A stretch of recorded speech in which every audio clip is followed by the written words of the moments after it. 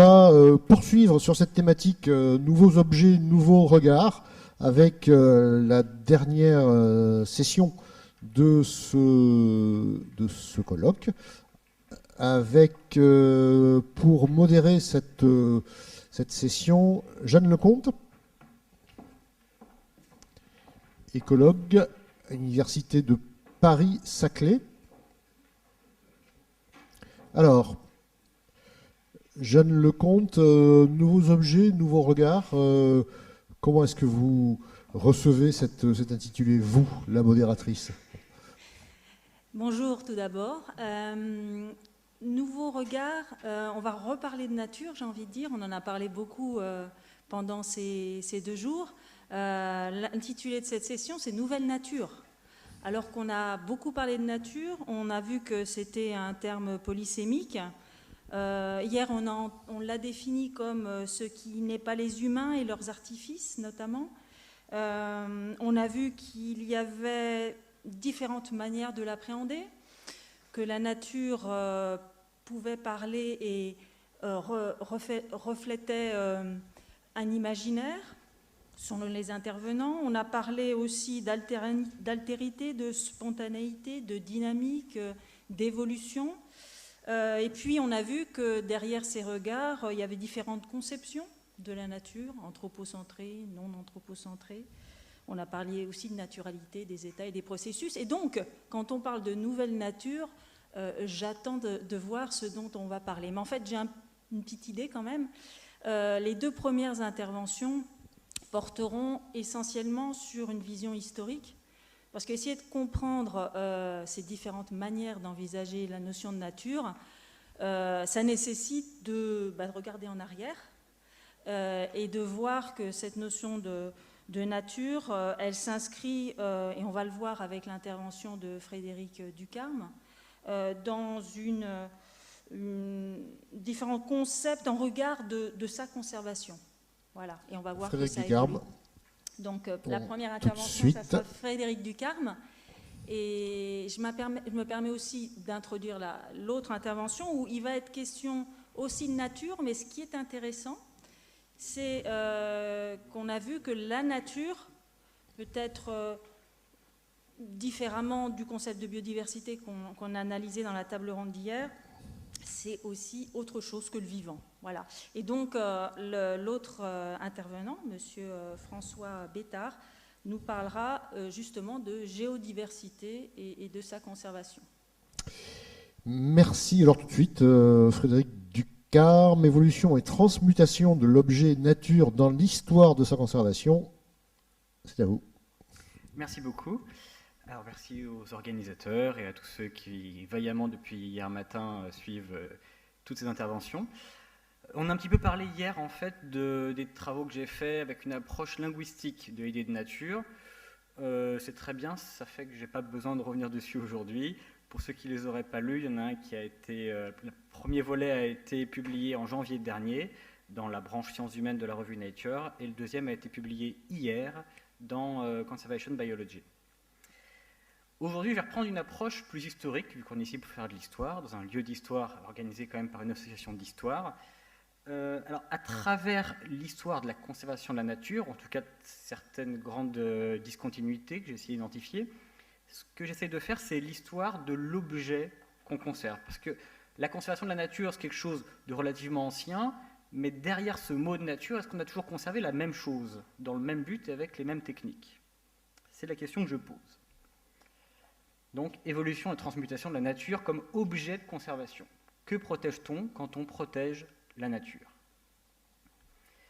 Alors, les historiens trouvent énormément de dates d'invention, de naissance de la protection de la nature. On en trouve des très anciennes. L'une des plus anciennes, environ au IIIe siècle au Sri Lanka. Donc c'est le premier grand roi bouddhiste au Sri Lanka qui crée un sanctuaire de la vie sauvage. Déjà avec des termes qui nous intéressent aujourd'hui, qui font des échos. Évidemment, en France, la tradition des eaux et forêts, qui remonte non pas à Colbert, mais déjà à Philippe le Bel et même Philippe Ier. Ensuite, alors les Américains aiment bien dire, évidemment les Américains aiment dire qu'ils ont tout inventé, et surtout la protection de la nature, avec d'une part les premières communautés qui tout de suite ont mis en place effectivement des mesures de gestion du bois et du gibier dès le XVIIe siècle, notamment à Plymouth. L'ordonnance sur le fait des eaux et forêts de Colbert. Donc même en Inde, au Rajasthan, on trouve aussi comme ça une révolte populaire contre le Maharaja qui voulait saccager une forêt. Donc voilà, il y a toute une histoire comme ça, des actes de naissance de la protection de la nature, jusqu'évidemment à la loi Bocquier en France ou à la protection du Yosemite en Amérique, et évidemment de Fontainebleau par les peintres de l'école de Barbizon. Ce qui m'intéresse là-dedans, plutôt que d'essayer de trouver l'hypothétique acte de naissance de la protection de la nature, c'est de voir l'hétérogénéité en fait de l'approche qui est là-dedans, c'est-à-dire hétérogénéité de l'objet qui est visé, mais aussi des institutions qui vont le prendre en charge, parce qu'on a d'une part des souverains, on a même des instances religieuses, on a des démarches populaires, l'école de Barbizon, c'est quand même très intéressant, c'est des peintres qui vont protéger un site. Voilà. Donc on protège différentes choses qui ne sont pas les mêmes, et pour des raisons qui ne sont pas les mêmes, en vue d'usage qui ne sont pas les mêmes. Évidemment, les techniques de protection ne seront pas les mêmes non plus. Donc, si on se reprend cette perspective historique, je pense que la première version de la protection de la nature, c'est tout simplement la protection des ressources naturelles. Évidemment, ça, on peut le dater vraiment du néolithique. À partir du moment où on n'est plus nomade, mais on est sédentaire, on ne fait pas n'importe quoi. Il faut utiliser avec parcimonie les ressources qu'on a, surtout les ressources qui se renouvellent, si on veut qu'elles se renouvellent. Donc, quand on prend la nature comme ensemble de ressources à gérer, alors j'ai mis 2 personnes célèbres de cette approche, Colbert et Pinchot, dont on a parlé hier. Donc les aspects qu'on va valoriser, c'est l'idée du capital naturel à entretenir activement. Très important, on l'entretient activement, dans le but de le faire fructifier au maximum, durablement, pour l'insérer dans l'économie. Ça, c'est ce qu'on va viser dans cette nature. Ce qu'on ne va pas viser, c'est évidemment les espèces et les espaces inutiles. Un marécage, on l'a vu hier, un marais, ça ne produit rien de très intéressant, pense-t-on, donc on va l'assécher, on va mettre du blé, du maïs. Voilà. Ça, c'est de la nature qui produit, c'est de la bonne nature. Inversement, les espèces nuisibles aussi, on va les éradiquer. Par exemple, les vers de terre. Vous savez que ça ravage les cultures. On les a longtemps éradiqués, les vers de terre. Donc, contre quoi on protège cette nature-là? Contre la pénurie ou l'absence de ressources. On va irriguer les déserts. Voilà. Parce qu'un désert, pareil, c'est improductif. C'est pas de la belle nature. Alors, qui s'occupe de ça? C'est des administrateurs, des gestionnaires de ressources. Alors, il y a l'ONF, mais pas seulement. Historiquement, voilà, on a mis en place toutes sortes de personnes qui sont des gestionnaires qui dépendent vraiment, généralement directement du gouvernement, qui vont gérer et administrer cette nature. Et donc, j'ai mis un exemple à gauche, vous voyez, d'une forêt gérée où on replante après avoir coupé le bois. À droite, un espace qui ne sert à rien. C'est un volcan au Vanuatu, ça ne produit pas grand-chose d'intéressant, en tout cas à première vue. Ce qui est historiquement pour moi une deuxième approche de la protection de la nature, c'est la nature vue cette fois-ci comme environnement. Environnement au sens le plus propre, ce qui m'environne, ce qui est autour de moi. Ce qui est aussi une chose qu'il va falloir en fait gérer à partir du moment où on est sédentaire. Parce qu'évidemment, une grosse population humaine, surtout urbaine, ça produit des nuisances et à un moment, il faut se poser cette question de l'environnement. On sait à Rome comment ça s'est passé, comment on a transformé le cloaque en égout, ensuite le système des latrines sous Vespasien. Ce sont des questions environnementales et c'est une nature sur laquelle on agit. Donc là, ce qu'on va valoriser dans cet environnement, c'est la salubrité, l'esthétique, la compatibilité avec les activités humaines. Alors, on aime bien avoir un parc urbain. On n'aime pas qu'il y ait des crocodiles dans le parc urbain. C'est normal.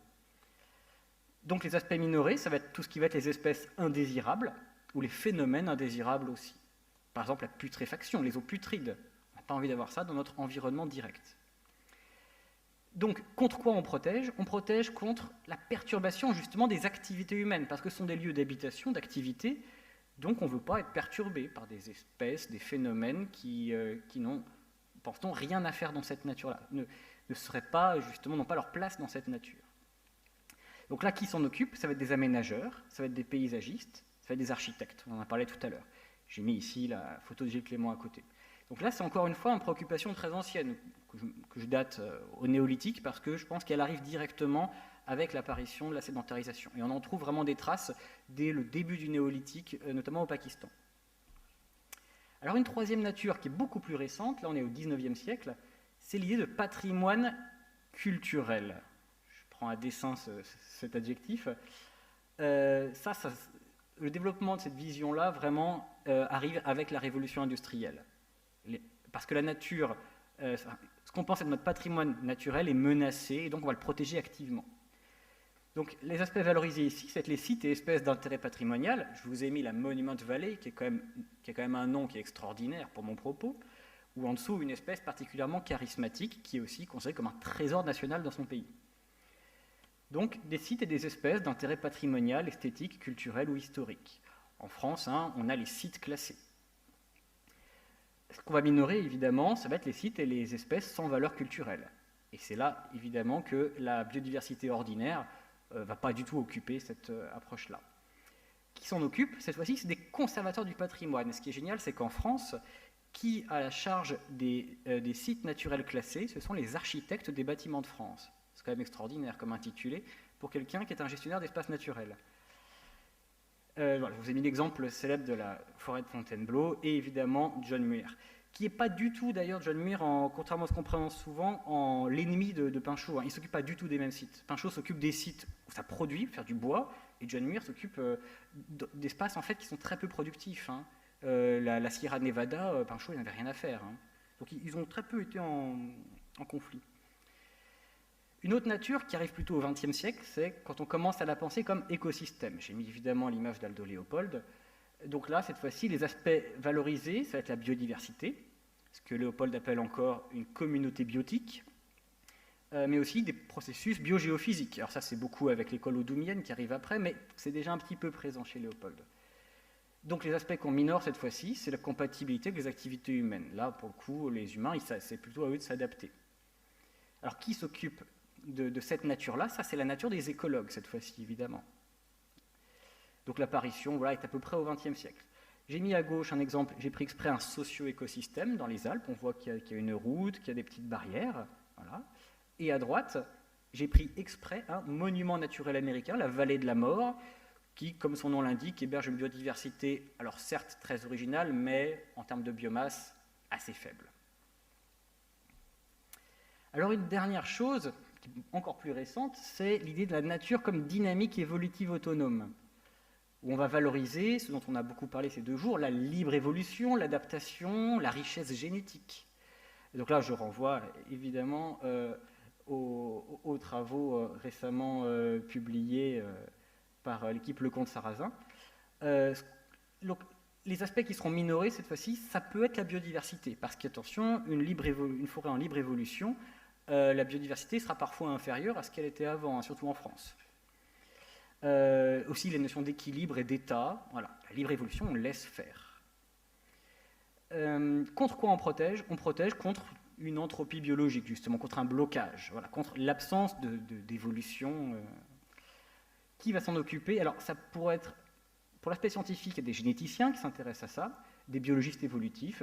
De fait, il y a aussi beaucoup des associations. C'est quelque chose, ça c'est vraiment une approche qui est beaucoup plus récente, en tout cas pour ce qui est des acteurs, on va dire, de terrain. Il y a encore très peu de... Alors on a reconverti un petit peu en libre évolution maintenant ce qu'on appelait les cœurs de parc, les réserves intégrales, mais ce n'était pas du tout le but initial des réserves intégrales. Ça, c'est un discours qui est arrivé après.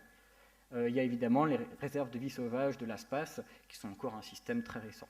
Bon, j'ai mis la tête de Charles Darwin à côté pour faire une évolution. Alors, ce qui est important dans tout ça, donc voilà le tableau avec ces 5 natures différentes que j'ai évoquées. Ce qui est intéressant, c'est qu'on a 5 natures complètement différentes et la protection de la nature ne sera pas la même. Moi, si vous me donnez un hectare de maïs, en me disant, c'est bon, on arrête l'exploitation du maïs, protège la nature ici. Et bien là, je vais faire 5 choses très différentes. Soit je vais faire des ressources. Dans ce cas-là, je vais planter du pin ou un arbre qui pousse vite, que je vais pouvoir entretenir, etc. Je vais appeler des agronomes. Je vais dire, ok, je veux un sol qui soit productif, je veux des arbres en bonne santé. Soit je veux faire un environnement humain. Ah bah dans ce cas-là, je vais faire un terrain un petit peu vallonné, mettre un petit chemin, un point de vue, peut-être des bancs, des choses comme ça, pour que les gens viennent faire du tai chi, du running, tout ce qu'ils veulent. Soit je veux protéger un patrimoine naturel. Ah bah là je vais mettre des cerfs, je vais mettre des daims, je vais mettre des belles choses. Je vais planter des arbres remarquables, un petit peu rares. Je vais faire le jardin des plantes finalement. Ou on me dit il faut qu'il y ait de la biodiversité. Alors qu'est-ce que je fais si je veux de la biodiversité? Hétérogénéité, je creuse une mare, je fais un tas de pierres pour les reptiles, je fais un tas de bois pour les insectes. Voilà. Et là, très rapidement, je vais avoir de la biodiversité qui va s'installer. Ou je vais l'aider à s'installer, parfois je vais l'introduire. Ou on me dit, tiens, protéger la nature, c'est protéger la libre évolution. Ah ben là, je ne touche pas.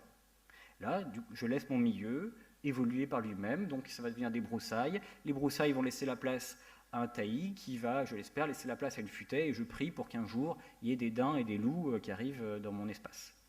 On voit que ce sont des buts extrêmement différents, et même complètement contradictoires, en fait, facilement contradictoires, qui appartiennent tous à des milieux, enfin, qui sont liés à des milieux socioprofessionnels extrêmement différents, qui ont des gestionnaires, des gens qui interviennent, qui ne sont pas les mêmes non plus, alors que tout ça, c'est le même mot finalement. C'est tous des gens qui protègent la nature, mais ils n'ont pas la même vision de la nature. Et pourquoi je dis tout ça? Parce qu'à mon avis, c'est un peu un impensé justement de la protection de la nature, et qu'il est nécessaire d'avoir cette vision-là pour mieux comprendre en fait beaucoup de conflits qui se passent entre protecteurs de la nature. 3 minutes. Parfait. Alors, je ne vais pas détailler toute la complexité de l'écheveau de protection de la nature en France. Bon, j'ai mis quelques dates, la création des réserves biologiques, des réserves naturelles, des parcs nationaux et régionaux, les arrêtés de biotopes dont on a parlé, les réserves de biosphère de l'UNESCO, les zones Natura 2000 et les réserves de l'espace. Donc tout ça, toutes ces modalités de gestion, et j'en passe, hein, il y a les Ramsar, etc., ont été créées à des époques différentes, dans des contextes différents et par des personnes différentes aussi.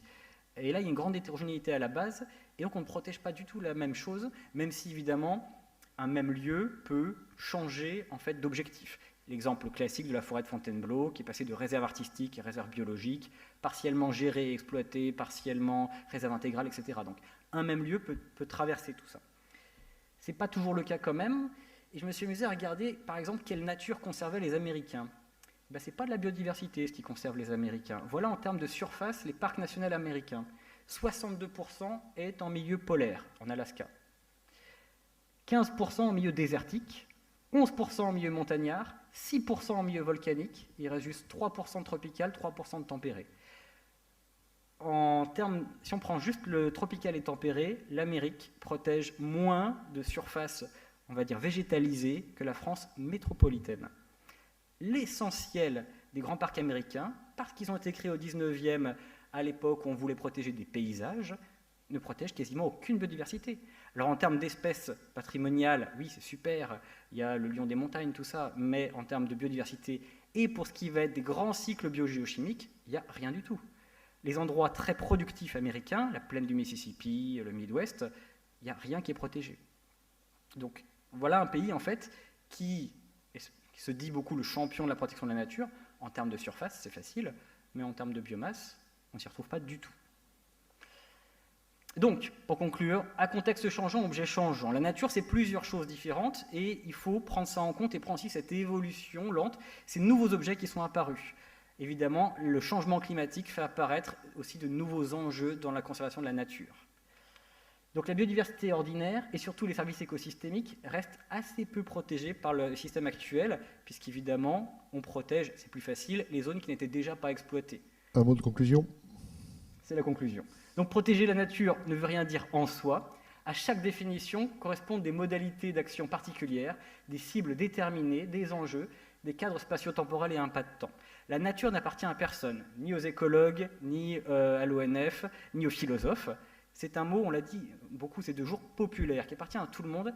Et c'est très important de le conserver parce que justement, c'est un mot qui permet la réappropriation démocratique. Il y a des choix à faire dans la protection de la nature. Quelle nature on veut? Eh bien ça, c'est la démocratie qui doit juger, et pas une quelconque technocratie. On pourra y revenir pendant l'échange de tout à l'heure. Merci beaucoup.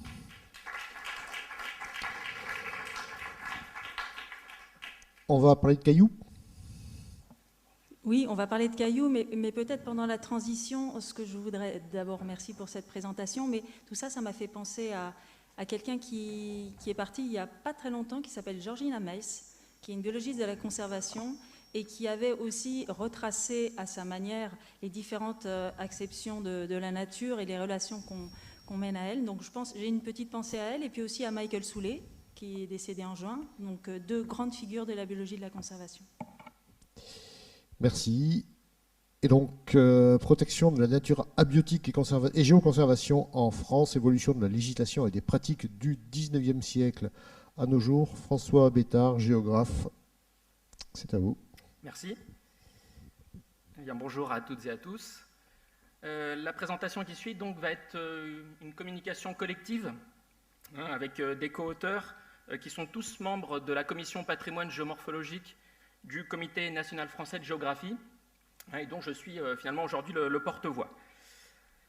Cette présentation porte donc sur la protection de la nature abiotique à travers une perspective historique, et plus que, pour reprendre l'intitulé de la session, plus qu'une nouvelle nature, finalement la nature abiotique ou non vivante apparaît peut-être davantage comme une figure oubliée de la protection de la nature. Et ce, malgré, par exemple, l'émergence, depuis une vingtaine d'années, d'un concept comme celui de géodiversité, qui a été pensé, voulu, pour être l'équivalent abiotique du mot biodiversité.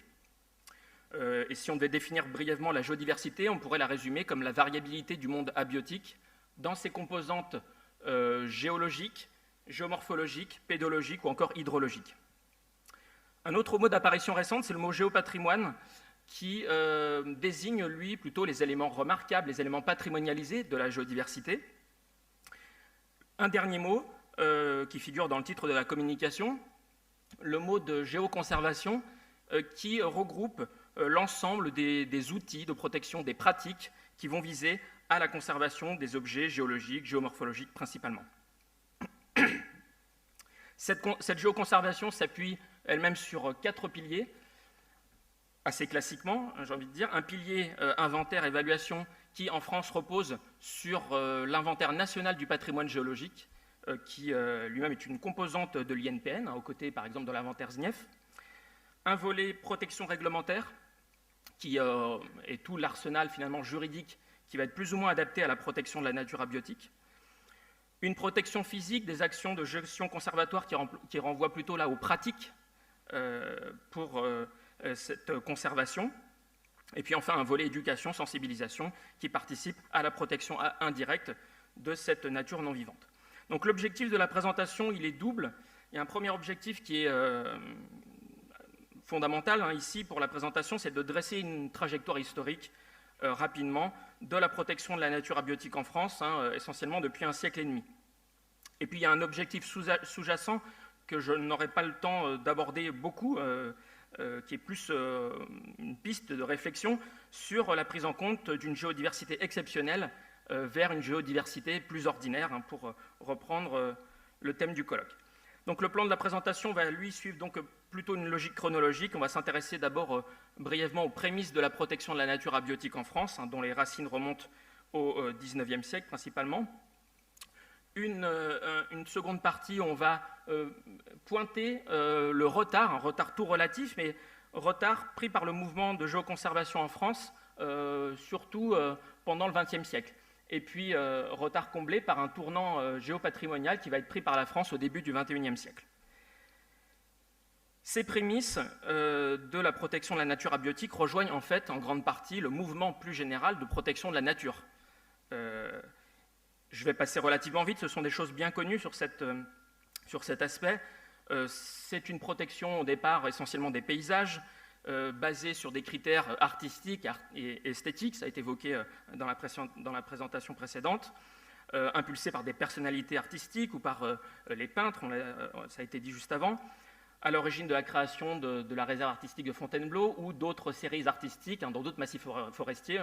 Je pense par exemple ici au massif de Rambouillet avec en illustration cette gravure du XIXe siècle qui illustre un endroit qui a été protégé sous forme de série artistique, la série artistique des Cascades, sur un site géomorphologique majeur qui est celui du chaos gréseux des Vaux de Cernay. La nature abiotique, on le voit bien ici, est surtout en fait en une toile de fond paysagère. Mais ça peut être un objet central, mais pour des motifs artistiques ou esthétiques. La prise en compte des valeurs scientifiques de cette nature non vivante, elle va arriver progressivement, mais très lentement, à partir de la fin du 19e, du début du 20e, et ça va être impulsé notamment par plusieurs associations, en particulier le Club alpin français, le Touring Club de France, qui sont apparus, qui ont été créés à la fin du 19e. mais là encore, les motivations restent essentiellement artistiques. Alors, certes, la pression qui a été exercée par ces associations ont permis d'étendre, par exemple, des avancées législatives, en étendant, par exemple, la loi de 1887 aux sites et aux monuments naturels de caractère artistique et pittoresque, ce qui va être à la base de la loi de 1906. Finalement, l'autre effet de ces mouvements associatifs, l'autre action, ça a été d'être à l'origine des premiers inventaires de sites géologiques et géomorphologiques. L'un des premiers étant celui d'Édouard Alfred Martel en 1913, qui est le père de la spéléologie moderne. Et lui va proposer pour la première fois un inventaire de ces richesses géopatrimoniales, mais sur des critères qui vont être principalement scientifiques, pour la première fois. Alors, il reste encore dans le texte de Martel des préoccupations esthétiques, hygiénistes de l'époque, mais il y a une avancée de ce point de vue-là, et on peut noter par exemple que le texte de Martel de 1913 contient une première proposition pour une loi qui instituerait la création des parcs nationaux en France. Alors on sait qu'il a fallu attendre 1960 pour que cette loi apparaisse, mais les prémices existaient déjà finalement dès le début du XXe siècle. Alors malgré ces prémices, on observe une forme de retard, un retard relatif par rapport à deux choses dans ce mouvement géoconservatoire qui commençait à s'amorcer. Retard d'abord par rapport à la protection du vivant et aussi, on peut ajouter, à la protection du patrimoine historique. Quelques jalons pour repositionner les choses. La première réserve ornithologique, c'est 1912. La même année, 1912, c'est la loi relative aux monuments historiques. Et donc, les choses avancent relativement bien en termes de protection pour le patrimoine historique, pour le patrimoine vivant. Pour le patrimoine abiotique, ça n'avance plus à ce moment-là en France. Plus tard, en 1957, on a cette loi qui permet d'instituer pour la première fois des réserves naturelles en France, mais elles ne peuvent être créées alors que sur un fondement biologique. Il n'est pas question de patrimoine géologique à ce moment-là. Donc ça, c'est une première observation en termes de décalage. Un autre retard observé, c'est celui par rapport à nos voisins européens. En Allemagne, par exemple, les premières mesures de protection du géopatrimoine, elles remontent aux première moitié ou milieu du XIXe siècle. C'est la même chose en Suisse. On a l'appel aux Suisses pour engager à conserver les blocs erratiques, ces objets géomorphologiques, héritage des périodes glaciaires, que l'on retrouve aussi d'ailleurs dans les préoccupations autour de la création du premier parc national suisse, d'Engadine en 1914, qui est aussi le premier parc national européen. Au Royaume-Uni, un rôle pionnier aussi joué par nos voisins britanniques, même si en 1895 les textes d'alors sont essentiellement encore avec des motifs de préservation sur des critères artistiques. En revanche, le Countryside Act de 1949 introduit pour la première fois des mesures réglementaires qui visent spécifiquement le géopatrimoine. Fort heureusement, la France a pris conscience de la nécessité de protéger la nature non vivante, surtout au cours des 2 dernières décennies du XXe siècle. Cet éveil tardif est d'abord passé par la loi de 1976 qui a permis de créer des réserves naturelles sur le fondement d'un patrimoine géologique. Donc ça, c'est une nouveauté par rapport à la loi de 1957. L'affirmation de ce mouvement géoconservatoire, il va aussi venir suite à la déclaration des droits de la mémoire de la Terre qui a été signée à Digne-les-Bains en 1991.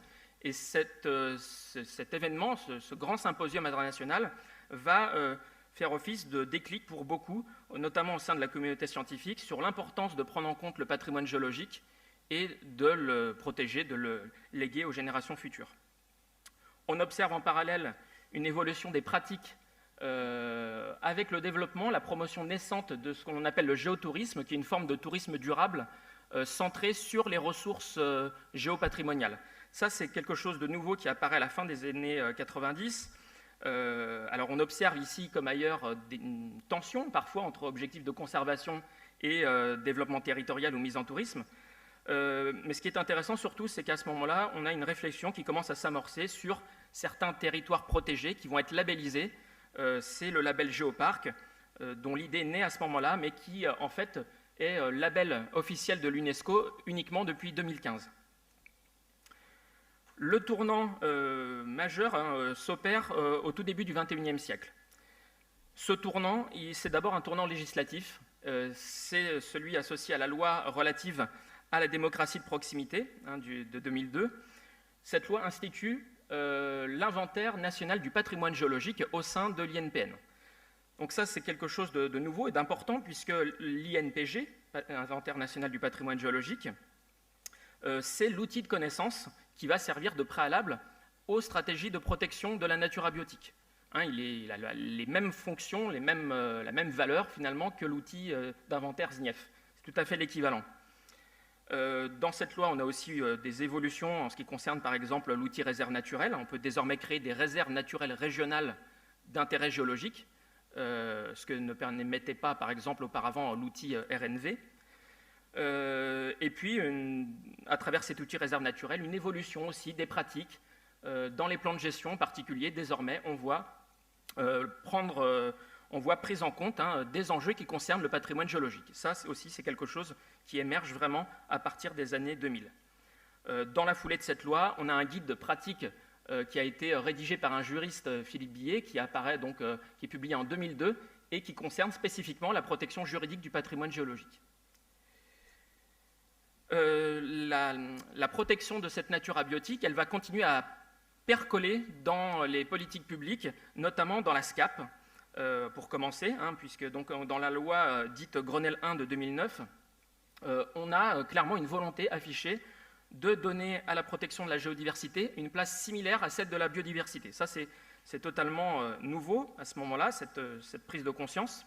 On a dans la SCAP plusieurs types d'espaces géopatrimoniaux qui sont clairement identifiés et reconnus. Alors, je ne vais pas tous les citer là, je vais juste prendre le premier exemple, celui des étalons internationaux. C'est par exemple ce qu'on appelle les stratotypes ou les coupes de référence internationales en stratigraphie, dont on a une dizaine de sites en France. 3 minutes. Ouais. Plus récemment, au sein du plan biodiversité de 2018, plusieurs actions, notamment au sein de l'action 35, concernent plus spécifiquement le géopatrimoine. On a des projets de création de réserves naturelles d'intérêt géologique ou des projets d'extension. Donc ça, on voit que les choses continuent d'avancer dans ce domaine-là. Et puis, quelque chose d'intéressant à souligner, c'est qu'à la suite de ce plan biodiversité, la définition de la géodiversité va être intégrée en 2019 au Code de l'environnement, donc aux côtés de celle de la biodiversité. Ça aussi, on peut considérer que c'est une avancée importante dans la reconnaissance de cette nature non vivante. Enfin, en termes de protection juridique, le dernier né en la matière, ce sont les arrêtés préfectoraux de protection de géotopes qui ont été créés en 2015 et qui ont été là aussi conçus, voulus pour être les équivalents parfaits des arrêtés préfectoraux de biotopes. Alors sans entrer dans les détails technocratiques de la mise en place de cet outil, en gros il y a deux volets. Il y a une liste départementale des sites d'intérêt géologique pour lesquels il y a des mesures de protection générale qui vont être appliquées et éventuellement déclinées après site par site sous forme d'arrêtés préfectoraux avec une réglementation spécifique à chaque site. Les deux premiers APPG ont été pris en 2018, c'est tout récent. Ils ont été pris en Île-de-France, dans une région où il y a une pression, il y a des menaces portées au patrimoine géologique et ils concernent 2 sites fossilifères, celui de Grignon et celui de la ferme de Benne dans les Yvelines. Pour conclure, donc, on ne peut que souhaiter une meilleure prise en compte de la nature abiotique dans les politiques de protection de la nature et un pas a été franchi en 2019 à travers notamment la création d'un groupe de travail géodiversité au sein du CNPN. Là encore, une avancée à souligner. On souhaite aussi que soit réfléchi désormais davantage en termes de conservation intégrée de la géodiversité et de la biodiversité, que ce soit dans les espaces protégés d'ailleurs ou en dehors. La géodiversité étant le support essentiel sur lequel se déploie la biodiversité. Il s'agirait aussi d'encourager, de généraliser les études écologiques de type fonctionnel qui prennent en compte à la fois les éléments biotiques et abiotiques dans leurs interrelations, leurs interactions fonctionnelles. On en a parlé déjà depuis le début de ce colloque, de ces aspects importants de fonctionnalité. Enfin, même si je ne répondrai pas ici directement à la question, elle est plus portée comme une piste. Jusqu'à présent, on s'est surtout intéressé à la géodiversité exceptionnelle à travers ses périmètres protégés, etc. Comment, bien sûr, prendre en compte la géodiversité qui est plus ordinaire, y compris en milieu urbain. Il y a des travaux qui se développent là-dessus, notamment de la part des géographes. Et une des pistes aussi de réflexion, ce serait peut-être une meilleure prise en compte des services écosystémiques abiotiques, non pas pour leur valeur économique ou marchande, mais peut-être davantage comme des services gratuits rendus par la géodiversité au sein des socio-écosystèmes. Je vous remercie de votre attention. Merci beaucoup et bravo pour la tenue du timing, 15 minutes et 8 secondes. Jeanne Lecomte. Donc c'est un plaisir d'être avec un philosophe et un sociologue, un géographe, pardon. Il y aura des sociologues ensuite. Mais je parlerai peut-être plus là en tant qu'écologue. Comme on sait tous, l'écologie, ça vient d'oikos, hein, science de l'habitat.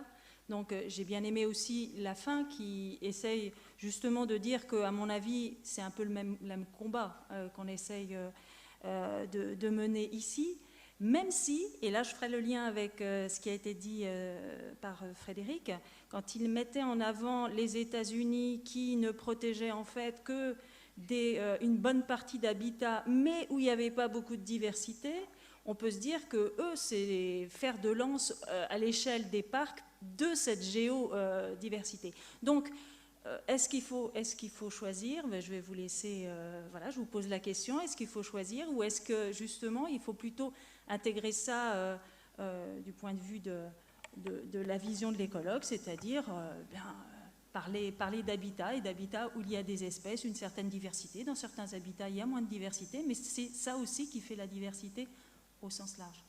Moi, j'ai beaucoup aimé d'avoir cette intervention après la mienne, parce que c'est très intéressant, justement. Même, pour le coup, j'ai presque regretté qu'à la fin, vous fassiez le pont en disant que la géodiversité est un support à la biodiversité, comme s'il fallait vous justifier face à un parterre de biologistes. Mais non, la nature, c'est aussi du non-vivant. Et c'est d'ailleurs très intéressant parce qu'hier, justement, la question s'est posée, on disait « Ah, mais la nature, c'est le vivant autre qu'humain. » Mais pas seulement, on peut aussi tout à fait dire il y a de la nature non-vivante et la géodiversité, c'est de la nature non-vivante. Et c'est vrai que quand ils ont créé le concept de monument naturel, les Américains, alors, en fait parce que les Américains n'avaient pas de monument tout court, donc c'est l'époque où l'Europe patrimonialise ses ruines, les Américains disent, bon, on a quoi nous? On n'a rien, mais on a des séquoias géants qui sont presque aussi vieux que les colonnes grecques, donc parfait. On n'a pas de pyramide, mais on a la grande montagne pyramidale de Yosemite, parfait. Et la Monument Valley, qui est quand même, voilà, ce nom est extraordinaire. Et les Américains, ça a été vraiment quelque chose d'identitaire. On a des monuments, mais nos monuments à nous sont faits par Dieu. C'est génial. Ce n'est pas des cathédrales pour Dieu, c'est Dieu qui les a faits. Et c'est pour ça qu'ils sont tournés tout de suite d'abord, avant tout, vers de l'abiotique, parce qu'il y avait l'idée du monument naturel, et il fallait que ce soit minéral au même titre que les pyramides d'Égypte, que les temples grecs, etc. Est-ce que c'est pas aussi pour des raisons identiques à celles aux raisons pour lesquelles en France on fait des parcs nationaux là où il n'y a personne? C'est juste que c'est plus facile de faire des espaces protégés là où il n'y a personne pour aller. Et évidemment, vu la date à laquelle ils ont commencé, c'est-à-dire que les parcs naturels sont créés quelques années juste avant la jonction des lignes de chemin de fer de l'Ouest et de l'Est. C'est-à-dire la fin de l'histoire américaine, quand la conquête de l'Ouest est terminée. Ça y est, on arrive au Pacifique. Et donc évidemment, ce qu'ils ont protégé, c'est ce qui restait. Donc c'est pour ça que c'est l'Alaska, des sommets de montagne, des volcans, ce qui n'avait pas déjà été exploité par les pionniers. Alors qu'en France, tout étant déjà exploité, alors il restait des choses. C'est pas pour rien si nos parcs naturels, c'est les écrins, voilà, c'est beaucoup de la montagne aussi, c'est le Puy de Dôme. Mais en France, du coup, on a protégé nous des socio-écosystèmes, par contre, ce qui pour un Américain est impensable. Oui. On a quand même aussi fait les parcs nationaux jusqu'ici, oui. Là où il n'y a personne. C'est ça, oui. Mais en termes de surface, c'est quand même une petite partie de ce qu'on protège. Oui.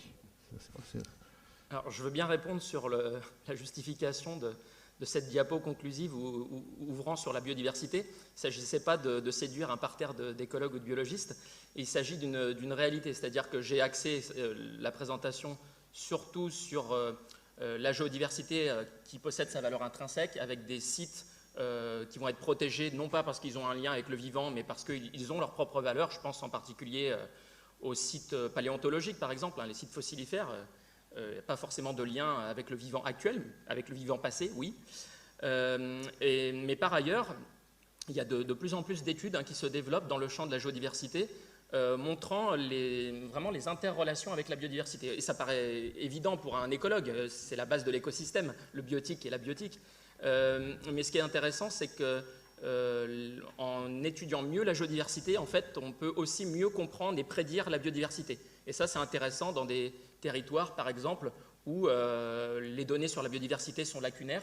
La géodiversité peut apporter un éclairage extérieur, et en protégeant bien la géodiversité, on a aussi des chances que la biodiversité, par exemple, s'adapte mieux au changement climatique. Voilà, ce sont des pistes de réflexion, et c'est vraiment au cœur des recherches actuelles dans le champ de la géodiversité.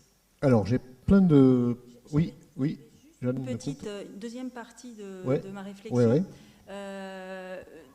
Qui était de dire il y a aussi une diversité dont on n'a pas du tout parlé depuis le début et qui peut être dans ces milieux, c'est les micro-organismes. On en a parlé un petit peu en se disant qu'il y en avait un qui nous posait grand problème, mais il ne faudrait peut-être pas oublier aussi que dans ces espaces, il y a aussi une diversité qu'on ne voit pas et qui est présente. Et alors, il y avait seulement quelque chose là sur la fin de votre dernière diapositive sur lequel, à ce moment-là, on pourrait peut-être discuter, parce que avancer la notion de service écosystémique comme étant quelque chose qui permettrait d'être utile pour faire valoir la géodiversité, j'ai envie de dire, on a déjà testé pour la biodiversité. Je pense que c'est peut-être pas forcément un conseil à vous donner. Alors oui, j'ai effectivement plein de questions sur les deux interventions. Est-ce qu'il existe un géopatrimoine lorsque ce patrimoine est dégradé par le climat, disparition de glaciers, érosion, effondrement, avalanche, et puis une qui me paraît aller dans le même sens. Est-ce que les dynamiques géomorphologiques sont prises en compte dans la géodiversité et bénéficient-elles de dispositifs de protection ? Alors oui, on peut considérer le patrimoine glaciaire comme relevant du géopatrimoine, puisque c'est un patrimoine non vivant, ça dépend de la cryosphère, de l'hydrosphère. Donc c'est évidemment pris en compte. Les mesures de protection, en l'occurrence, sont inefficientes, puisqu'elles relèvent de la lutte contre le changement climatique, donc elles ne relèvent pas de mesures de protection réglementaire ou de protection physique sur les sites. Donc l'enjeu, il existe, mais les mesures à prendre, elles nous dépassent très largement. Il y a quand même des actions, non pas de protection directe, mais de labellisation sur des territoires où on a un patrimoine glaciaire. Je pense par exemple, alors ça peut être un patrimoine glaciaire actuel, ou ça peut aussi être des héritages glaciaires correspondant à des glaciers disparus. Il peut y avoir une forme de sensibilisation auprès du grand public sur finalement l'importance de ces glaciers, par exemple dans l'approvisionnement de la ressource en eau dans les vallées de montagne. Donc voilà, ça c'est pris en compte, mais les mesures de protection nous dépassent. En ce qui concerne les dynamiques géomorphologiques, il se trouve que je suis géomorphologue de formation, donc évidemment ça me parle. Il y a deux aspects. Il y a le patrimoine géomorphologique en lui-même, qui peut être un patrimoine actif, dynamique, c'est-à-dire une rivière en tresse, par exemple,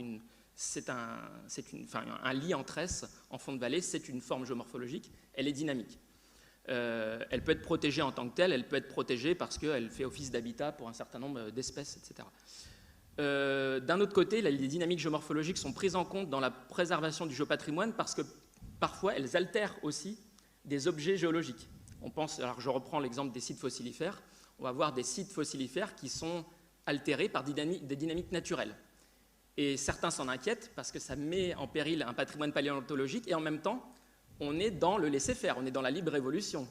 En l'occurrence, ça ne concerne pas le vivant, mais si on laisse faire les dynamiques géomorphologiques, finalement, la question se pose, est-ce qu'on doit protéger ce patrimoine paléontologique ou est-ce qu'on doit le laisser avec les aléas naturels, finalement, laisser faire les agents atmosphériques. Donc voilà, ce sont des choses qui sont intégrées. Mais tout le monde, comme au sein de la communauté des écologues, tout le monde n'est pas d'accord sur faut-il protéger ou faut-il laisser faire les dynamiques. Encore une question qui vous est adressée, ou une remarque qui vous est adressée. On a vu que la protection de la biodiversité évolue vers une protection des fonctionnalités, de la capacité d'évolution des écosystèmes en lien notamment avec les services, approvisionnement, régulation, associés à ces fonctionnalités. Quels sont alors les services associés aux sites géologiques? Et les systèmes fluviaux très évolutifs ne devraient-ils pas être bien plus fortement protégés comme géosystèmes et pas uniquement comme hydrosystèmes ou écosystèmes? 5 minutes. Comme géosystème, c'est ça la question? Oui. Alors, je vais essayer de faire vite, d'être concis.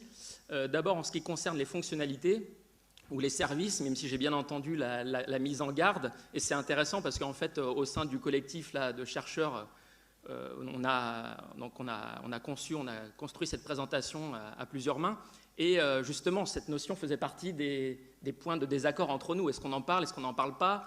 On est évidemment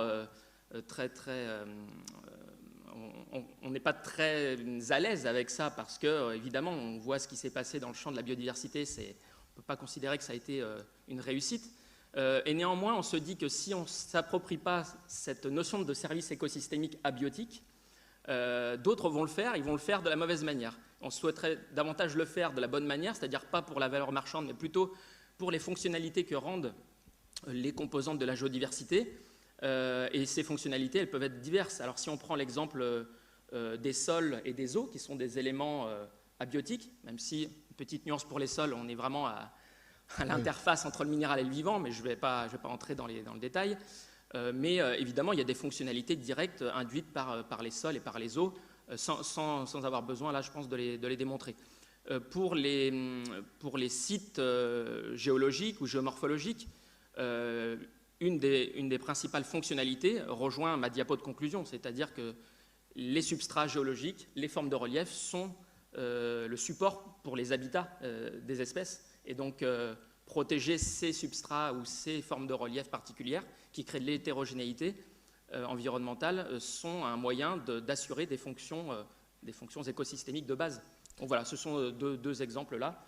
Pour les rivières, le débat sur géosystème, hydrosystème, bon. Nous amènerait un peu loin. Je vais peut-être le balayer. Et on n'a pas le temps. Comme on dit à France Inter, le monde est vaste et on n'a qu'une heure. Et on n'a plus une heure d'ailleurs. Une volée de réflexions ou de questions qui vous sont adressées, Frédéric Ducarme.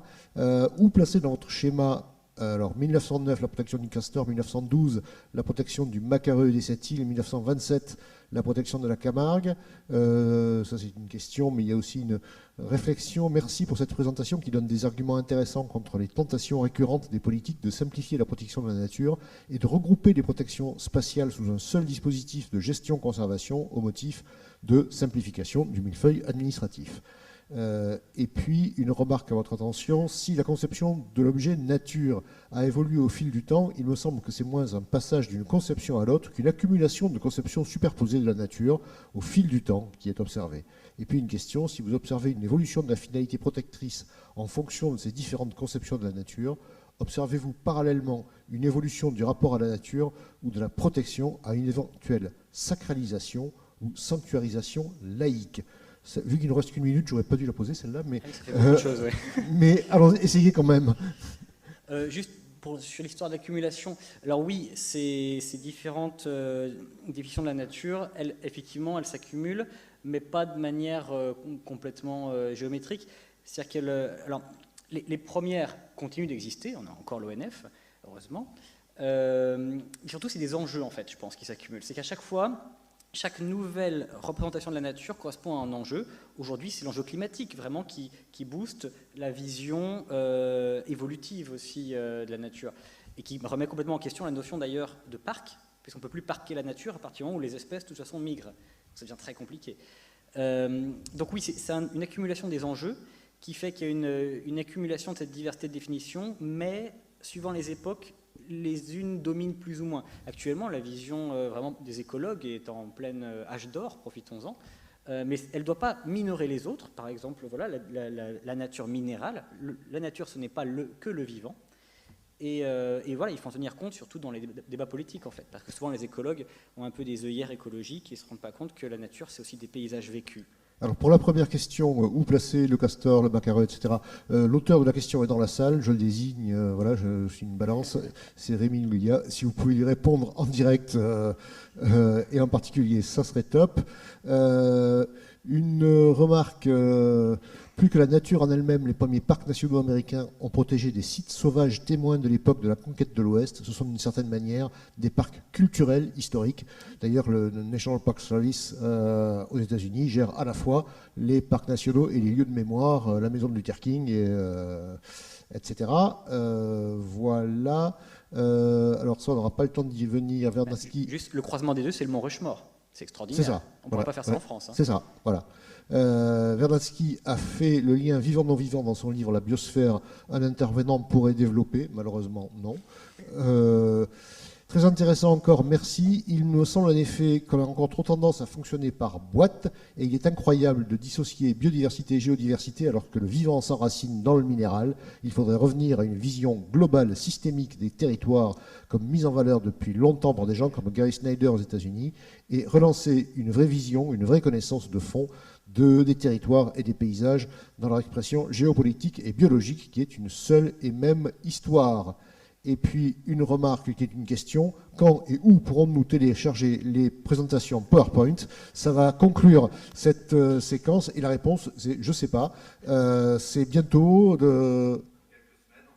dans quelques semaines. Semaines, d'accord. D'accord. Sur le site de l'association et des partenaires et on vous enverra un mail pour vous le signaler. Merci à vous deux et on poursuit avec Jeanne Lecomte cette session avec les deux interventions suivantes.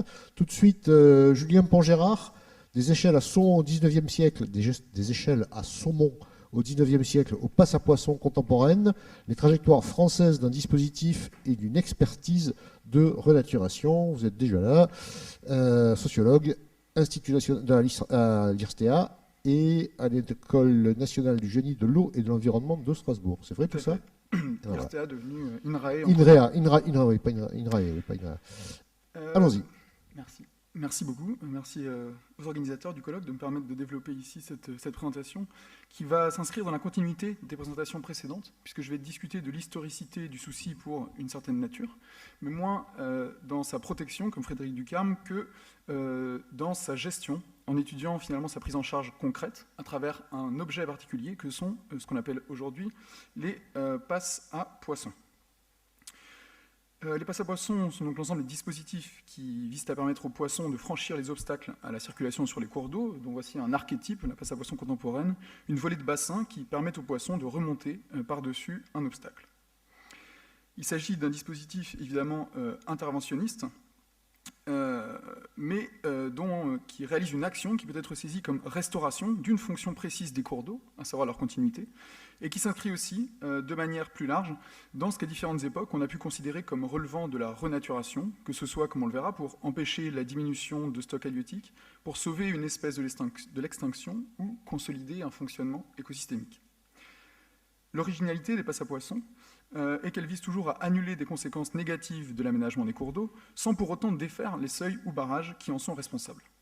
Elles s'inscrivent alors entre les deux figures de l'action écologique pointées par Catherine et Raphaël Larère, le faire, construction ici d'infrastructures matérielles par des ingénieurs spécialisés, et le faire avec, ici dans un double sens, faire avec des populations de poissons, dont on oriente les flux et dont on gère les stocks, tout en cherchant à leur restituer une certaine autonomie, et faire avec des contraintes anthropiques, des seuils, des barrages, que les passes à poissons permettent de préserver.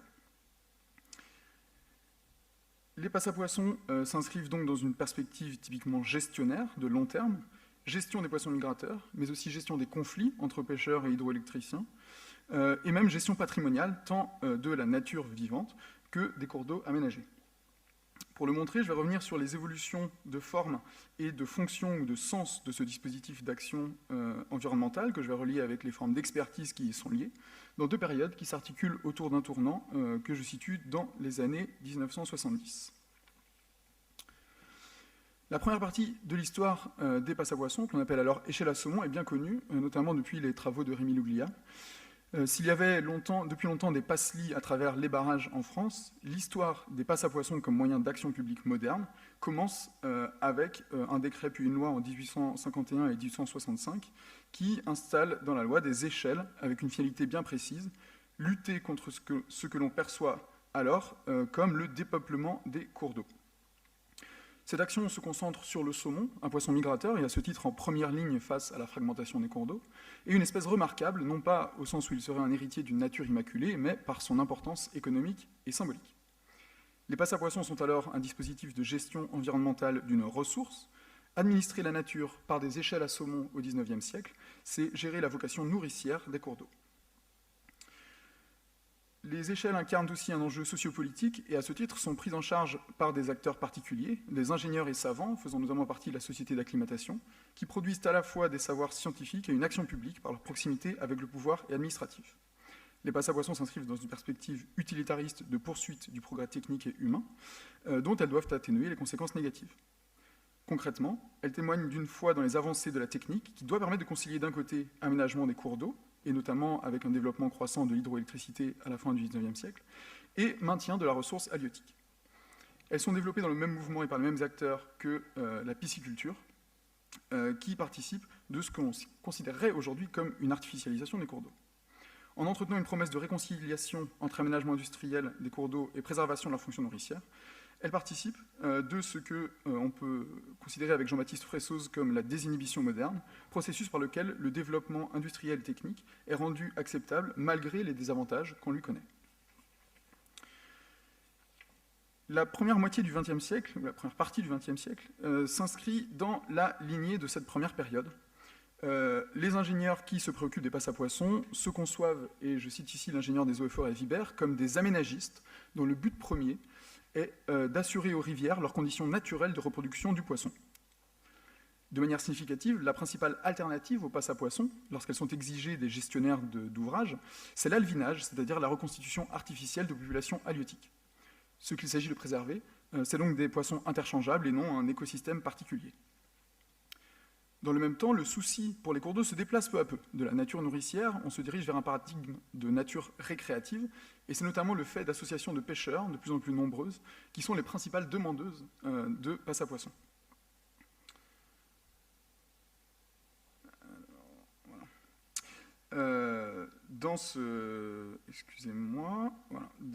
C'est dans ce type d'association que Mallanger voit les prémices d'une conscience écologique. Cette nature loisir reste celle d'une élite sociale, celle des pêcheurs qui se consacrent aux grands salmonidés, et ces propriétés sociales font écho à celles des ingénieurs spécialistes, typiquement celle de Vibert, que j'ai cité plus tôt, qui est dépeint par un contemporain comme forestier, pisciculteur et aristocrate. En termes scientifiques, l'activité des concepteurs d'échelles à poissons se focalise sur les aspects hydrodynamiques, souvent sans établir de lien solide avec des connaissances biologiques établies. Les passes à poissons sont alors souvent pensées hors contexte et en poursuivant un hypothétique modèle parfait sans s'adapter aux biotopes particuliers dans lesquels elles doivent s'inscrire.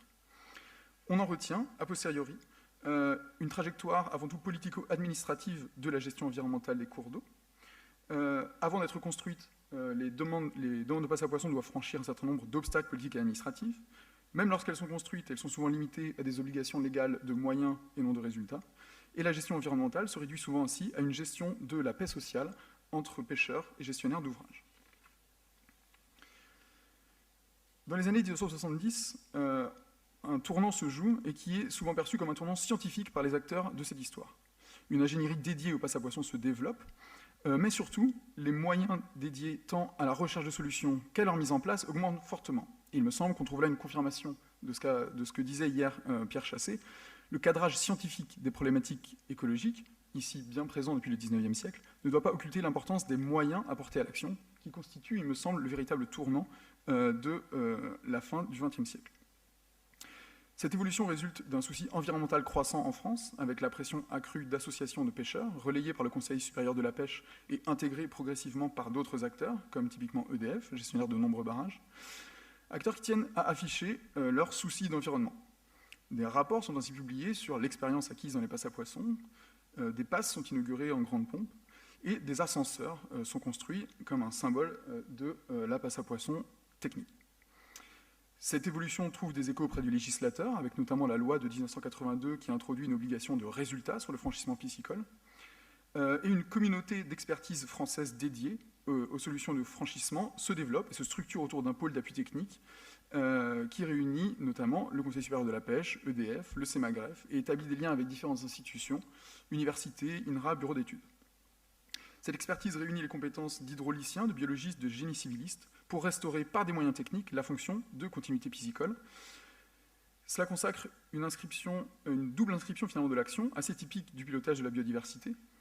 Premièrement, dans l'ingénierie écologique, portée par une culture technicienne des ingénieurs en place et qui se donne à voir dans la construction de passes techniques. Il fait aussi écho à la recréation d'espèces. C'est typiquement le cas du saumon du Rhin, dont le retour a été érigé en symbole de la renaturation du fleuve suite à une pollution catastrophique dans les années 1980. Le deuxième volet de cette inscription, c'est celui de l'écologie de la restauration. Plutôt que d'imposer un modèle unique, les ingénieurs de cette époque promeuvent de plus en plus une posture d'humilité et tentent à produire des savoirs de plus en plus singuliers, propres à un problème de franchissement particulier, précis et ancré localement. D'où l'importance à la fois d'expérimentations en laboratoire, et qui sont à la fois hydrauliques et biologiques, mais aussi la production de guides très précis sur des guides de conception des passes à poissons, et des modèles réduits qui servent précisément à ancrer la connaissance et l'expérimentation sur des cas concrets. Les experts affichent ainsi une volonté d'accompagner la reconquête des cours d'eau par les poissons. Cette gestion est peu à peu prise en charge par des entités dédiées. Ce sont notamment les plans de restauration de poissons migrateurs et les comités de gestion des poissons migrateurs, ainsi que des associations dédiées. C'est finalement ici une gestion d'espèces spécifiques, de poissons menacés, qui de plus en plus devient une gestion de la biodiversité et peut-être même une gestion patrimoniale des espèces, dont elles améliorent d'ailleurs la connaissance, puisque les passes à poissons permettent de compter, de connaître l'état du milieu, de connaître le nombre de franchissements. Ici, un exemple de passe à poissons sur le Rhin. À partir donc, du tournant du siècle, les passes à poissons s'adaptent à un nouveau contexte que symbolise la transcription dans le droit français de la directive cadre européenne de 2000. On passe du paradigme de la continuité piscicole, centrée sur quelques espèces migratrices et symboles, à une continuité écologique qui y ajoute le transport sédimentaire et un spectre de plus en plus large d'espèces de poissons, peut-être vers une nature plus ordinaire. Les passes à poissons perdent alors de leur attrait comme moyen d'action publique au profit de l'effacement des ouvrages poussés autant que cela est possible par l'administration. Néanmoins, le dispositif continue d'être promu, d'être perfectionné et d'être mis en place, ce qui tient en partie à l'existence d'une communauté d'experts qui voit sa place renforcée, notamment au fil des transformations institutionnelles que connaît le CSP, devenant ONEMA puis AFB. Les experts adaptent les passes à poissons à de nouvelles attentes, et c'est notamment la production de ce qu'on appelle des passes rustiques ou naturelles, qui reproduisent ici un idéal de rivière sauvage. On y reconstitue un milieu, des habitats, en s'éloignant du modèle classique de passe à poissons en béton réductionniste. Cela s'inscrit néanmoins en complémentarité avec d'autres projets à l'échelle des bassins pour appréhender de plus en plus, pour s'inscrire de plus en plus dans une restauration de la rivière. Des débats nouveaux se font alors jour, qui portent cette fois moins sur la fonctionnalité intrinsèque des passes à poissons, font-elles ou non efficacement passer du poisson, que sur leur efficacité globale dans les nouveaux paradigmes de l'action écologique. On peut mentionner plusieurs de ces débats. Premièrement, un débat toujours en cours sur l'adaptation des passes à poissons à un nombre croissant d'espèces, qui ne sont plus uniquement de grands migrateurs. Ces poissons ont-ils besoin de continuité piscicole? À quel point? Et cela justifie-t-il la dépense publique engagée? Un autre débat qui s'inscrit un peu aussi dans cette dimension de nouvelles espèces est la question de la position à adopter lorsque des associations de pêche locales s'opposent à l'installation de passes à poissons parce qu'elles permettent l'échappement de truites d'élevage qu'ils déposent dans des sections de cours d'eau et qui sont pour elles finalement une vision ou une conception de la nature ordinaire comme espace de pratique. Un autre débat porte sur les modalités de restauration de la continuité et met en jeu des visions de la nature.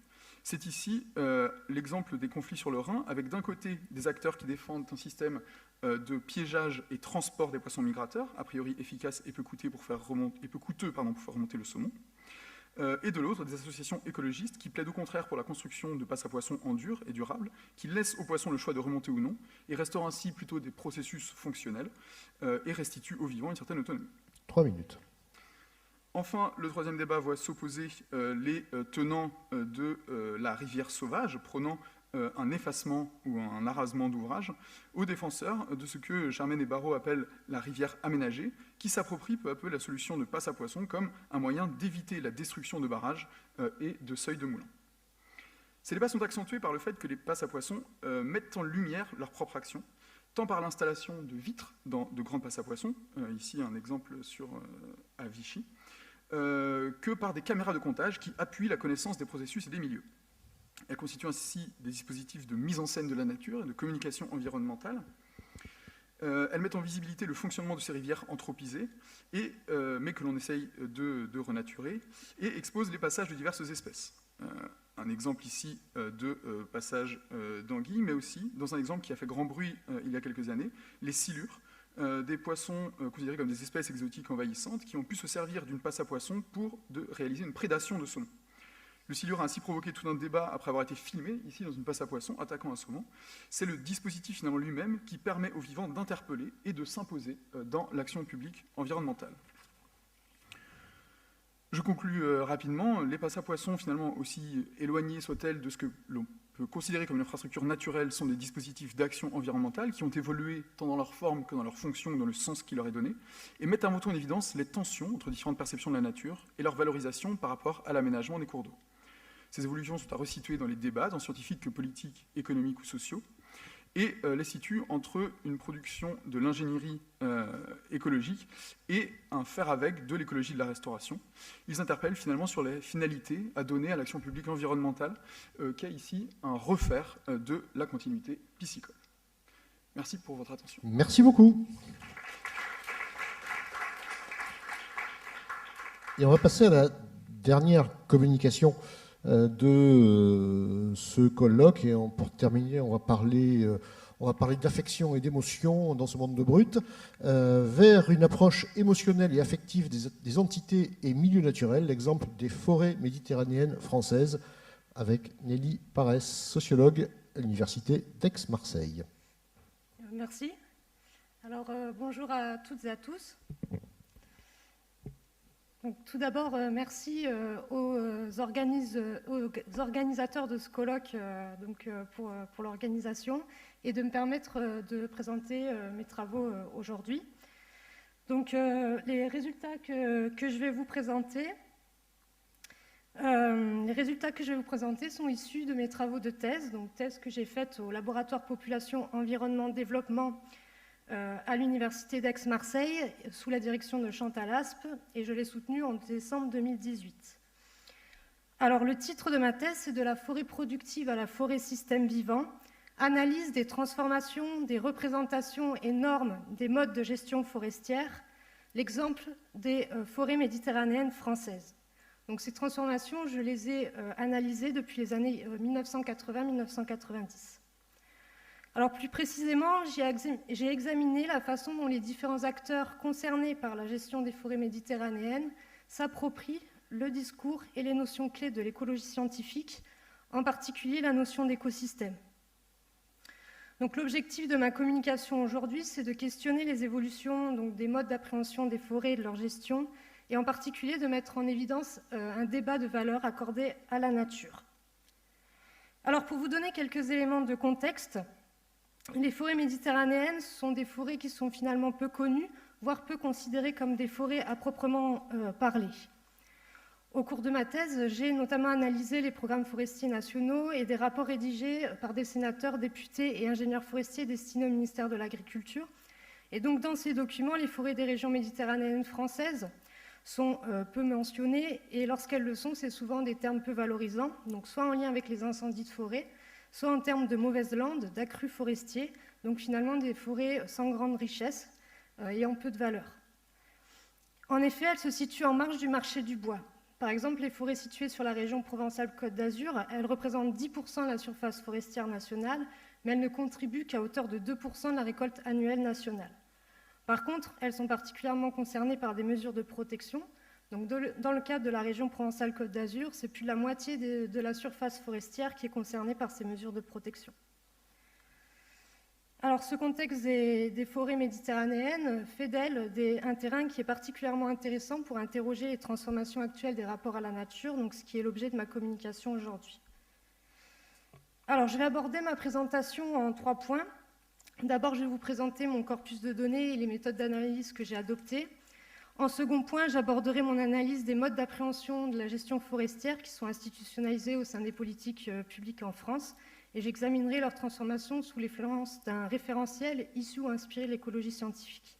Et en troisième point, j'aborderai l'émergence d'une approche sensible et émotionnelle des entités et des milieux naturels. Alors, en ce qui concerne mon corpus de données, il est composé de 3 types de données. Donc, d'abord, un important corpus documentaire, dont une partie est notamment liée à l'élaboration et à la mise en œuvre des politiques forestières et de préservation de la biodiversité en France.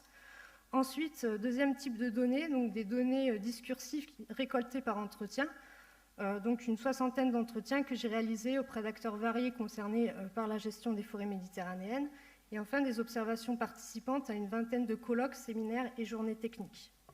Donc l'ensemble de ces données a fait l'objet d'une analyse qualitative de contenu et une analyse quantitative d'occurrence de mots. Alors maintenant, je vais aborder mon analyse des modes d'appréhension de la forêt et de sa gestion, et en particulier ceux institutionnalisés au sein des politiques publiques. Donc, en analysant les modes d'appropriation du discours de l'écologie scientifique par les différents acteurs, je me suis rendu compte qu'ils pouvaient être attachés à 3 grandes conceptions de la forêt. Donc, ces conceptions, on peut les retrouver à des degrés divers au sein de chacun des acteurs. Je les ai appelées la forêt productive, forêt milieu et forêt système vivant. Donc, on retrouve les 2 premières de façon plus prégnante au sein des documents qui servent à l'élaboration et à la mise en œuvre des politiques publiques. Donc, politique forestière pour la forêt productive et politique de préservation de la biodiversité pour la forêt milieu. Donc, en ce qui concerne la forêt productive, elle s'articule autour d'une définition de la forêt comme ayant pour vocation à produire du bois d'œuvre, à commercialiser au sein de la filière industrielle. Donc, on la retrouve de façon plus prégnante dans les documents qui servent à l'élaboration et à la mise en œuvre des politiques forestières en France, comme les programmes forestiers, les rapports ministériels destinés au ministère de l'Agriculture ou les plans de gestion. Donc, cette conception, elle profite essentiellement aux grands propriétaires de forêts productives et rentables, donc forêts qu'on ne retrouve pas ou peu en forêt méditerranéenne. À l'analyse des enquêtes nationales auprès des propriétaires forestiers, ce sont notamment les banques, les assurances, les acteurs de la filière de transformation du bois et de façon plus générale les couches supérieures de la population des propriétaires forestiers qui sont ceux qui possèdent en moyenne les plus grandes surfaces. En fait, la probabilité de posséder une propriété boisée, mais aussi la moyenne des surfaces des propriétés possédées, décroissent à mesure qu'on descend dans la hiérarchie sociale. Dans les programmes politiques et les rapports ministériels que j'ai analysés, s'opère progressivement, à partir des années 2000, une appropriation de la fonction écologique de captation du carbone. Et elle aboutit à une requalification de la forêt et de la production de bois comme des outils de lutte contre le changement climatique. La seconde conception, la forêt milieu, c'est une conception qui est plutôt portée par les associations de protection de la nature et on la retrouve de façon plus prégnante au sein des documents qui servent à l'élaboration et à la mise en œuvre des politiques nationales de préservation de la biodiversité, donc notamment le plan d'action forêt ou les chartes d'espaces naturels protégés. Leur mise en application en région méditerranéenne rencontre une demande plus locale en termes de cadre de vie, de paysages et d'espaces récréatifs, donc une demande qui est surtout formulée par les couches supérieures intellectuelles de la population, qu'ils soient résidents ou usagers pour des activités de loisirs. Cette conception, elle s'appuie sur les travaux et catégorisations d'un courant de l'écologie scientifique, donc les préservationnistes, et elle tend à soutenir une revalorisation économique des espaces ruraux par le tourisme. Alors ces 2 conceptions, elles peuvent entrer en tension en ce qui concerne notamment les normes de gestion à adopter. Donc dans les chartes forestières naturelles que j'ai protégées, les chartes d'espaces naturels protégés que j'ai analysées, donc est notamment prônée la mise en place d'îlots de sénescence, le maintien de vieux arbres ou encore d'arbres à cavité. Sont aussi valorisées les forêts anciennes, riches en bois morts, arbres sénescents et plus globalement en biodiversité. Dans les programmes forestiers ou les rapports ministériels des auteurs, les auteurs réaffirment plutôt la priorité à accorder à la production de bois d'œuvre et à sa transformation. Donc, la forêt exploitée est posée comme un outil de lutte contre le changement climatique. Le stockage du carbone dans le bois de construction est posé comme permettant l'optimisation de ce rôle écologique. Et de ce fait, la sénescence tend à n'être pas considérée comme un outil optimal en termes de stockage de carbone. Donc si les normes de gestion préconisées peuvent parfois entrer en tension, ces 2 conceptions tendent à partager des ressorts cognitifs et normatifs similaires. Donc elles s'appuient toutes deux sur des grilles de lecture et des outils qui sont issus ou inspirés de disciplines comme l'économie, l'écologie ou la géographie. Donc on retrouve notamment des calculs de flux moyen de stockage et de substitution de carbone pour justifier le fait que la forêt et la production de bois sont des instruments de lutte contre le changement climatique, la mobilisation des inventaires naturalistes pour orienter et légitimer les priorités d'action de préservation de la biodiversité, ou encore l'utilisation de cartographie qui spatialise et hiérarchise des objectifs de gestion. En outre, ces deux conceptions, elles tendent aussi à valoriser la nature en fonction de son utilité pour les activités sociales et économiques. Et ici, je prends pour exemple la notion de service écosystémique, donc qui émerge au début des années 2000 avec le Millennium Ecosystem Assessment. Et donc, en ce qui concerne la gestion forestière, elle est venue requalifier ce qui était auparavant appelé des services d'intérêt général, donc comme la lutte contre l'érosion ou la préservation des paysages. Elle tend à présenter la forêt non pas comme productrice de bois, mais comme fournissant de multiples services à la société. Alors plus récemment encore, se développe une conception de la forêt que j'ai appelée donc système vivant, et qui se développe en contrepoint de cette approche scientifico-technique et utilitariste.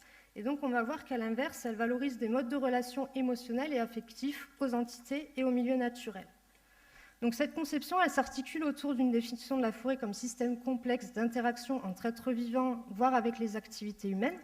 Donc elle se caractérise notamment par la requalification des entités naturelles comme des êtres vivants, au sens de sujets dotés d'une intériorité et d'une logique propre, et perçus de façon indépendante de leur utilité ou des bienfaits qu'ils peuvent apporter aux activités sociales et économiques. Donc cette conception de la nature, elle peut se rapprocher du discours d'auteurs de tout un courant des éthiques environnementales, basé sur l'idée de la valeur intrinsèque, dont on a déjà parlé. Donc notamment, je pense à des auteurs de Aldo Leopold, John Dark Callicott, White Jr. Et donc j'ai appelé cette conception émergente la valeur intrinsèque. Alors, absente des discours officiels, je l'ai rencontrée plus particulièrement chez certains individus membres de milieux associatifs forestiers ou usagers des forêts méditerranéennes pour des activités de loisirs. Donc, certains usagers m'ont par exemple raconté être intervenus auprès d'autres usagers vis-à-vis de comportements qu'ils considéraient comme de la maltraitance à l'égard des animaux ou des végétaux. D'autres ont dénoncé ce qu'ils considéraient comme un rapport de domination des êtres humains sur la nature, et ils ont préconisé des comportements qui prennent en compte le caractère vivant des entités naturelles. Donc, par exemple, j'ai rencontré une professeure de lettres en forêt. Elle m'a raconté qu'avant de couper un arbre malade dans son jardin, elle l'avait prévenu et qu'elle s'était excusée auprès de lui, en lui disant que ça la faisait souffrir d'avoir à le couper. Des gestionnaires ou des propriétaires forestiers, membres de milieux associatifs forestiers, sont aussi porteurs de cette conception.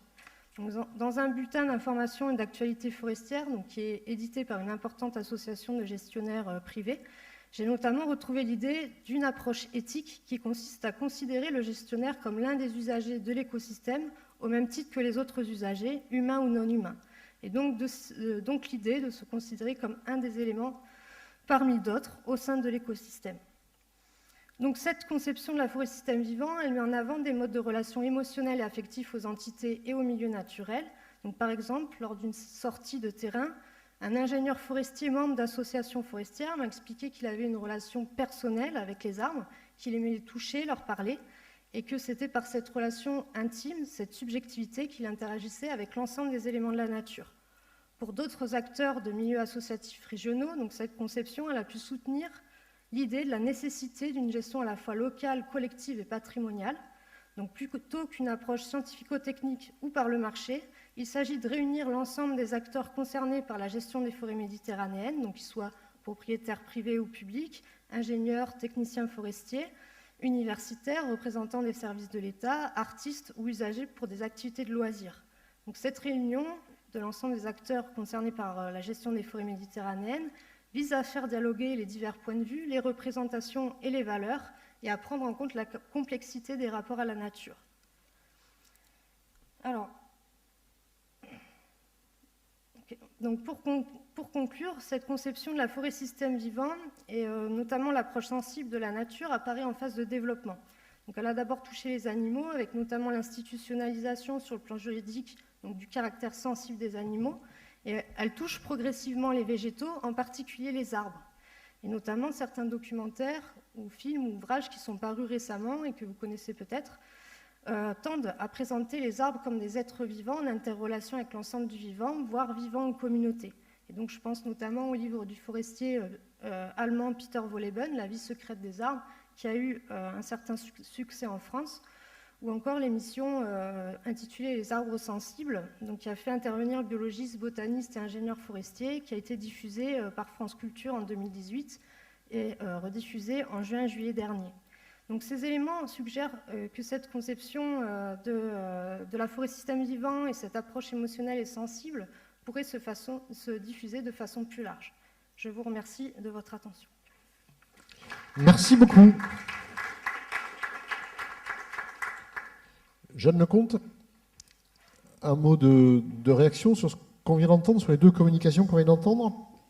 Oui, alors c'est un mot qui essaye de lier les deux, sachant que bon, on a vu qu'on passait d'une vision, je dirais, très, très technique, ingénieure, et on voit à la fin vers quelque chose qui est plus intégrative, plutôt du fonctionnement du système fluviaux, plutôt qu'une vision très objective sur l'outil qui est construit, et une vision là où, d'une certaine manière, on trouve la même chose, mais avec une évolution dans la manière de concevoir la forêt, où là, on tend vers redécouvrir, si on veut dire, la vision éco-centrée, voire parfois même biocentrée, parce que quand quelqu'un pleure parce qu'un arbre, on va couper un arbre, c'est plus cette vision. Donc, j'ai envie de dire, c'est la réintégration au fur et à mesure de concepts qui sont potentiellement anciens, mais qui gagnent en sens parce que, je pense que les populations et les acteurs sont divers et ont de plus en plus envie d'avoir le droit à la parole par rapport au fleuve, par rapport à la forêt qui les entoure. Donc, si je peux faire le lien avec ces deux présentations, c'est celle-là que je peux émettre. Mais je voudrais juste peut-être poser une question sur la deuxième présentation où on a parlé de forêt, mais forêt comme un tout. Et alors que quand on parle notamment de lien entre les changements climatiques et les forêts, on ne peut pas parler de la forêt, mais plutôt d'une forêt qui peut répondre aux enjeux de changement climatique. Et parfois, quand on s'arrête à ça, c'est de la forêt monospécifique, et ça, c'est super, ou des plantations qui vont très très vite. Maintenant, parler des forêts qui associent ces enjeux de changement climatique, ce que je n'ai pas vu dans votre présentation, mais qui doit être au cœur de la réflexion, c'est envisager que la forêt, c'est quelque chose de très divers en soi, et ce n'est pas qu'un milieu, ce n'est pas que je dirais qu'une sensibilité, c'est aussi une diversité intrinsèque. Voilà. Nelly Parès, la parole est à la Défense. Il faut appuyer sur le... Voilà. Merci. Alors oui, merci pour votre remarque, votre question. Alors tout à fait, la question des forêts au pluriel est tout à fait intéressante. Effectivement, il y a une diversité de représentation de la forêt, une diversité aussi peut-être de forêts en termes écologiques, etc., etc. Et en fait, voilà, en fonction de nos usages, de la façon dont on la pratique aussi, les représentations, elles sont différentes et donc les définitions, elles peuvent changer en fonction de si on est usager pour des activités de loisirs, si on est écologue, promeneur, etc., et forestier, et gestionnaire forestier, etc. Et donc, voilà, en fait, ce que je voulais ajouter là-dessus, c'est que dans mes analyses, donc j'ai notamment fait une analyse d'occurrence de mots, et en fait, on retrouve très souvent la question de la forêt au singulier, donc avec une homogénéisation, si vous voulez, de l'ensemble des espaces forestiers sur le territoire national. Et donc, voilà, cette question de déshomogénéiser aussi les forêts, les milieux forestiers, c'est aussi une question qui est finalement assez récente et donc qui est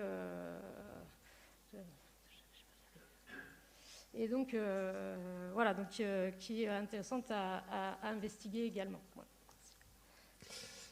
Merci. Peut-être une question pour Julien, pour Gérard. L'installation de passe à poisson, est-ce que c'est pas, pour la part de certains, enfin, vous l'avez un peu dit d'ailleurs, mais de la part de certains aménageurs, une façon de s'acheter des indulgences et de dire non, je ne vais pas renaturer mon cours d'eau, non, je ne vais pas effacer Poutès, Vézin ou la Roche-qui-Bois, non, mais ne vous inquiétez pas, je vais vous mettre une passe à poisson. Et donc on restaure des continuités piscicoles, vous l'avez dit, mais pas des continuités écologiques. Et du coup, est-ce que ce ne serait pas plus... Et on sélectionne les espèces pour lesquelles on restaure une forme de continuité. Celle-là, oui, celle-là, non. Les échelles sont trop hautes, elles ne pourront pas passer. Et donc, est-ce que ce n'est pas plutôt contre-productif en termes strictement écologiques ? Alors c'est un argument qu'on peut voir. Ce qu'il faut savoir et ce qu'il faut bien voir, c'est qu'on ne dit pas simplement à un gestionnaire ou un propriétaire d'ouvrage, bon, faites quelque chose et puis faites un peu ce que vous voulez, restaurez, faites une échelle à poisson. C'est toujours des projets qui sont négociés, qui sont discutés, et généralement d'ailleurs l'initiative part souvent de l'administration qui va dire il faut restaurer, et actuellement le paradigme depuis 2006, c'est celui de dire il faut restaurer les continuités, et il faut avoir de bonnes justifications pour pouvoir maintenir un ouvrage et faire une passe à poisson, puisque par défaut, l'idée, c'est que, notamment si un ouvrage n'a pas d'usage, alors il faut l'enlever, puisque ça permet de restaurer toutes les continuités. Mais il y a peu d'ouvrages qui n'ont pas d'usage. Il y en a énormément. Il y a énormément d'ouvrages, il y a énormément de seuils, des anciens seuils agricoles, des petits seuils. Alors évidemment, les grands barrages, c'est beaucoup plus exceptionnel, puisqu'ils ont des usages. Et là, ça rentre donc dans des débats qui sont ceux qu'on connaît sur Vezin, sur la Roche-qui-Bois, sur des grands travaux comme ça, où là encore, c'est aussi discuté très en amont. Il y a un ensemble, normalement, lorsque ce processus est en tout cas bien mené, de débats, de différentes voix qui se font entendre, de discussions, y compris d'évaluation de quels sont les enjeux biologiques, quels sont les poissons qui sont présents, quels sont ceux que l'on peut espérer faire revenir. Donc c'est vraiment cet ensemble de choses qui est pris en compte, ou du moins qui doit être pris en compte, dans ce que aussi d'autres chercheurs ont nommé vraiment des projets de territoire à mettre en place autour de la restauration des continuités écologiques. Une question pour vous. L'équipement du Rhin en passe à poisson fait l'objet de longs débats entre la France et les délégations germaniques. Quel est votre regard sur ces approches différentes? Est-ce que la passe à poisson allemande a un accent différent de la passe à poisson française? Alors, ce sont des débats très contemporains. Alors, je pense que c'est un peu la vision de la France qui s'oppose à la vision d'autres États riverains du Rhin. C'est un peu à ça que je faisais écho aussi avec cette idée de construire une passe à poisson durable ou au contraire mettre en place un système de transport piégeage que la France défendait.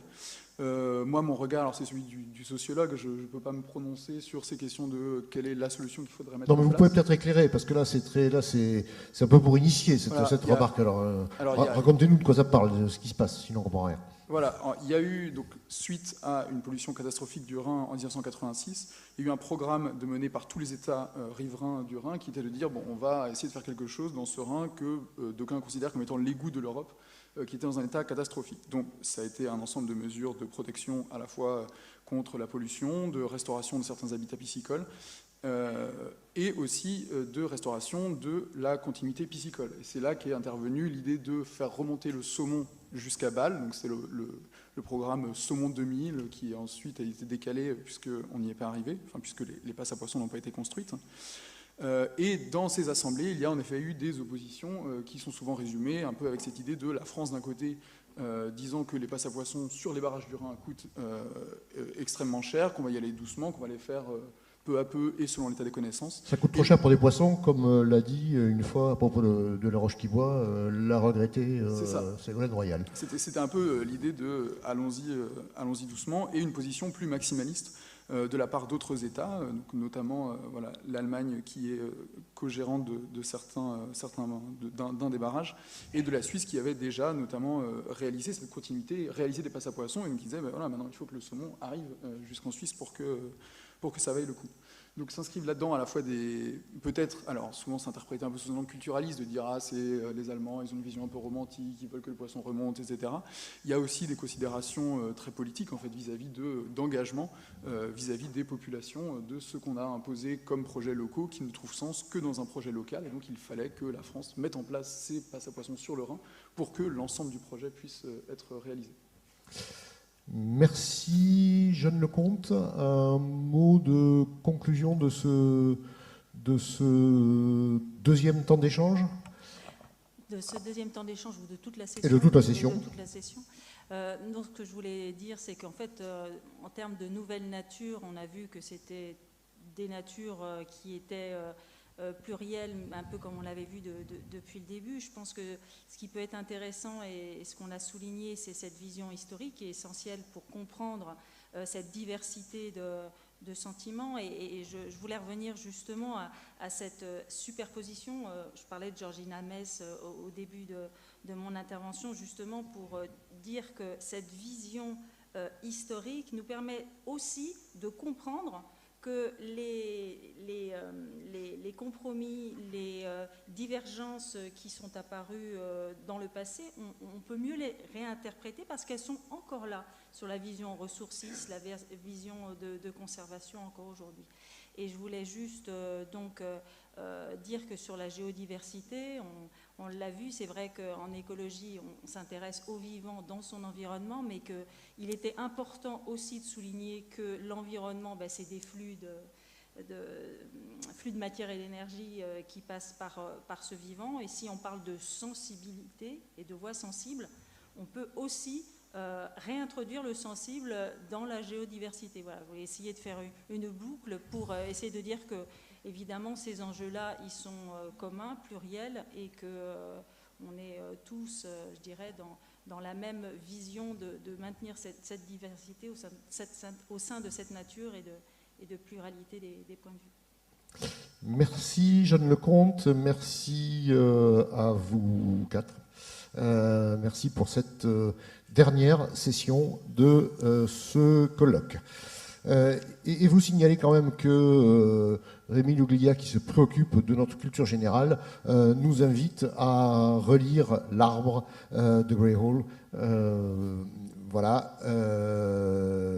Et on va s'arrêter là. Juste une. Alors je vous la livre parce qu'une réflexion arrive à l'instant de Laurence Lestel, qui était là tout à l'heure, qui peut être encore là d'ailleurs dans la salle. Les premières commissions internationales sur les passes à poissons échelle du 19e datent du 19e siècle, 1892-1896, composées des gouvernements français, belges et hollandais pour la mise en place d'échelles à poissons sur la Meuse, car les Français constataient l'arrêt de la remontée des migrateurs suite à l'installation de barrages en aval. Voilà pour ce point historique et pour ce point de lecture pour le week-end, mais ce n'est pas encore le week-end. Merci à vous tous, merci Jeanne Lecomte.